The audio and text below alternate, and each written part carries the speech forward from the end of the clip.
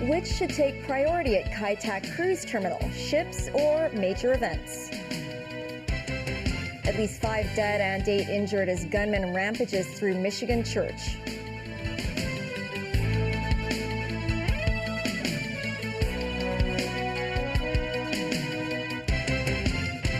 Hello and welcome to TVB News. I'm Melissa Hekalea.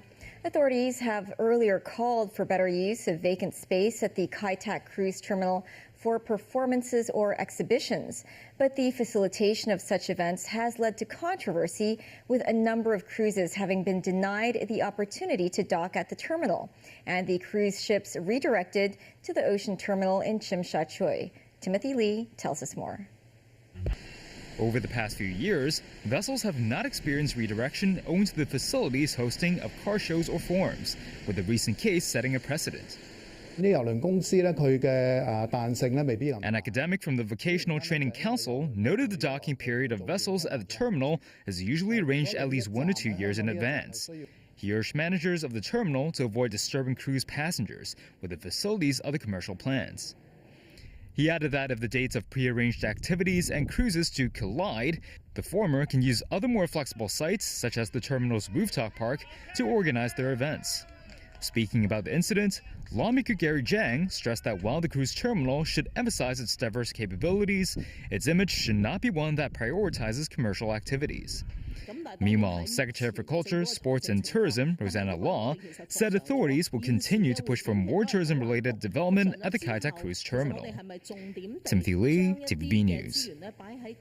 More than 3,000 restaurants in the city are offering special discounts to celebrate the mainland's National Day Golden Week holiday, which extends to a total of 8 days in combination with the Mid-Autumn Festival break. A series of restaurant chains are set to offer 30% discounts, while some hotel buffets will offer a special buy one, get one free promotion. A similar offer could be found in a number of convenience stores. This as lawmaker Yu Pak Leung from the tourism constituency expects a diverse range of celebratory events during the Golden Week, including National Day fireworks displays and Mid-Autumn Festival lanterns. Legislative Council President Andrew Leung announced today that he will not run in the Legco election at the end of the year. He said over the past 9 years, he's done his best to lead the legislature in overcoming many difficulties. He added that Legco has successfully assisted the central authorities and the Hong Kong SAR government in overcoming opposition lawmakers' impact on the council's operations and on the governance of the city. He also stated that there are many able individuals within Legco, and members of the upcoming legislative body will be able to find the right person to be their next president.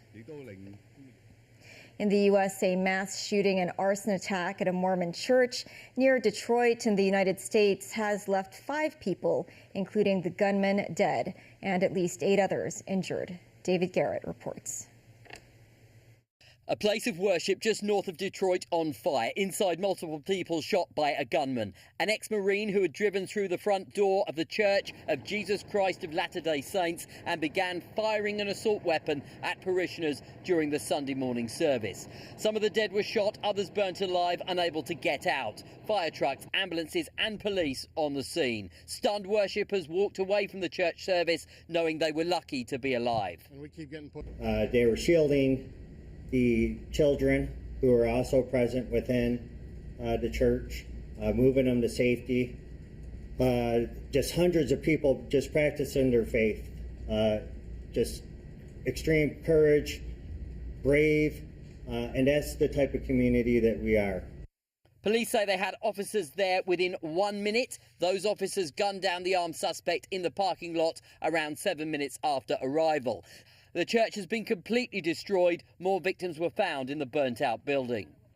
At this point, I'm not going to comment on IEDs. I will confirm that there were some suspected explosive devices that were located. But as far as using them to initiate the blaze, I can't say that. Other churches were searched because of bomb threats made in 911 calls. This incident is being investigated as an act of targeted violence. A motive has not yet been established. David Garrett, TVB News. Still ahead, Pope Leo prays for those affected by recent Pacific storms. Chinese automaker builds all-terrain driving trucks. And a fabulous collection of Chinese textiles to be shown at Palace Museum.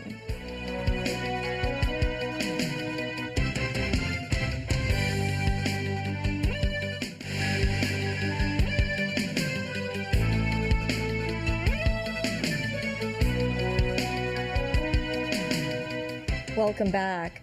Pope Leo XIV expressed his closeness to the people of Hong Kong and others in Asia who were affected by recent typhoons.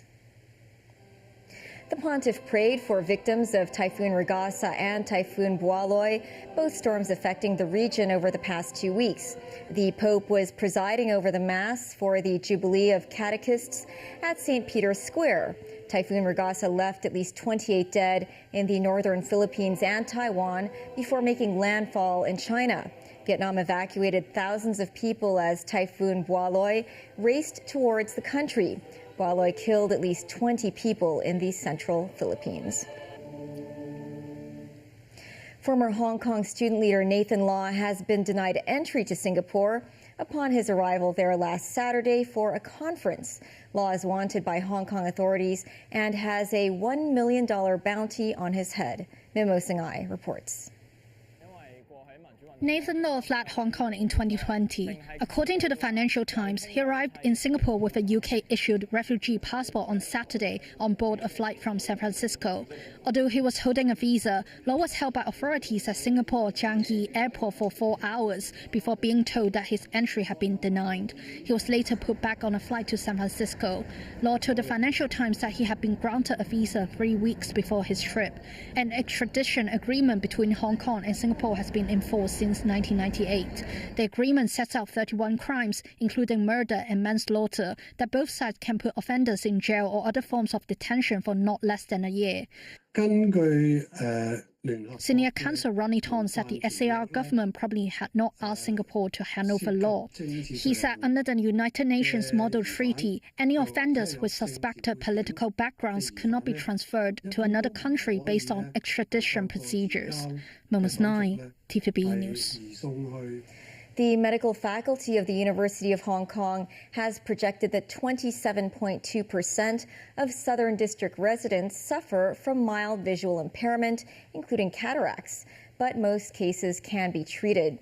This came after Hong Kong U Med and the government completed an eye screening program that involved over 21,000 residents aged 50 or above. Mimo Singhai again.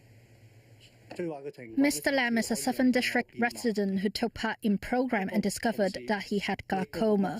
Launched in May 2019 and completed in May this year, the project provided free eye examination, including intraocular pressure measurement and fundus photography, to 21,637 residents aged 50 or above.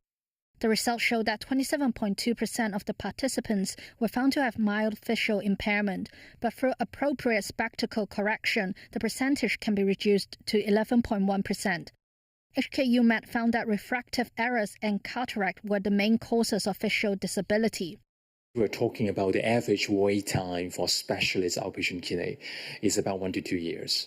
And with that, we perhaps are seeing a little bit more mild visual impairment cases than some other countries like Singapore. Meanwhile, the screening program referred 5,843 residents to public hospitals or private doctors for undiagnosed eye diseases. Among them, 2,564 individuals have vision-disabling cataracts and 2,338 with glaucoma or high-risk glaucoma indicators. What we're seeing here in this study and what we're seeing in other similar cities is that we are getting more and more eye diseases, especially related to aging and myopia.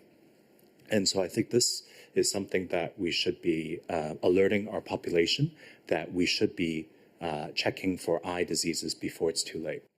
Moments 9, TVB News. without the refinery.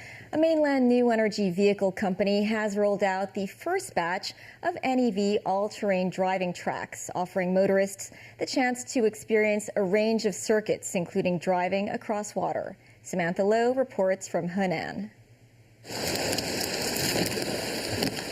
In extreme weather conditions, vehicles may need to navigate through water.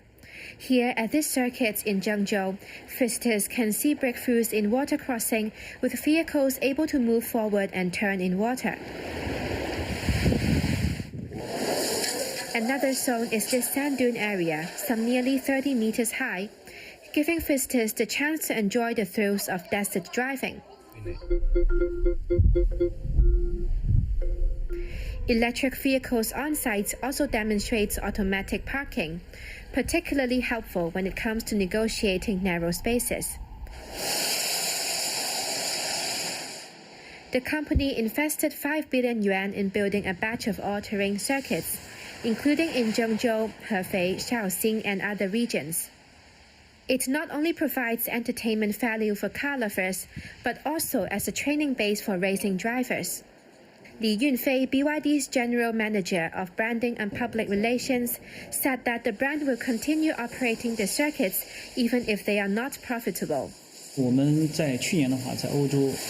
He explained that the Chinese mainland only has 21 racing circuits, which he says is disproportionate to its advanced development in the electric vehicles industry. It also lags behind in the fostering of a car culture, and the brand is hoping to take the lead in changing that. Tickets for the circuit experience range from around 600 to 6,000 yuan. Visitors need to make an appointment before coming. BYD's total sales of new energy vehicles reached 4.2 million last year, with the overseas market accounting for about 10%. The company currently focuses on 3 overseas markets: the Asia-Pacific, Europe, and Central America. Li Yunfei said they will evaluate whether to build more factories in those regions. Samantha Lowe, TVB News, Henan.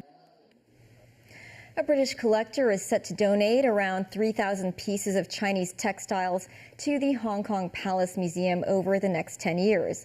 The first batch will be showcased in the museum for approximately 6 months, beginning Wednesday and running until April next year. Sakura Ip takes us to the collector's home for a glimpse of his remarkable collection. Dragon with 5 claws, the emperor's symbol, embroidered with golden threads, soaring through the clouds. This was the court robe of Emperor Yongzheng during the Qing dynasty. The hem of the robe was widened to accommodate the Manchu nomadic lifestyle. Each family member and each occasion warranted a different robe. This coat from the Ming Dynasty is the collector's favorite in this exhibition. The 3 dragon-like creatures with ox horns were created with counter stitches. Robes featuring this pattern were special gift from the emperors, symbolizing the high status and imperial favor bestowed upon the wearer. If you had been an official during the Qing Dynasty, you would have worn these rank badges. Each rank was represented by a different animal.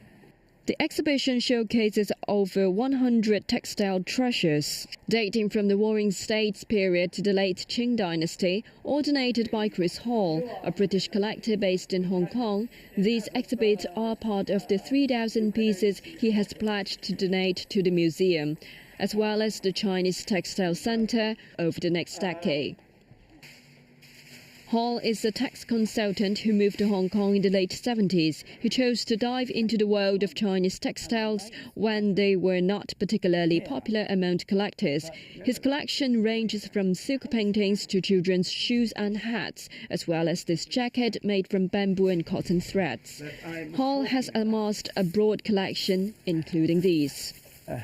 Now, this was specially made as underwear for the bride for her wedding night, something to really impress her husband. The normal one would be plain. I was told by the Hong Kong Palace Museum that the Palace Museum in Beijing was very interested because they have the world's best collection of imperial robes, but no one so valued Qianlong's underwear. He hopes his donation will help bridge the gap in academic research on Chinese textiles. If you go to China, you see very few Chinese textiles in the museums because many do not have them. Now, with my collection, it is providing an opportunity for the Hong Kong Palace Museum to have something special in Chinese art, which they can then lend to other museums throughout China, and to show the Chinese people the beautiful silk textiles that their textile workers produced in the past. Chris Hall has been collaborating with museums to free up collection space, as there is always a new favorite emerging.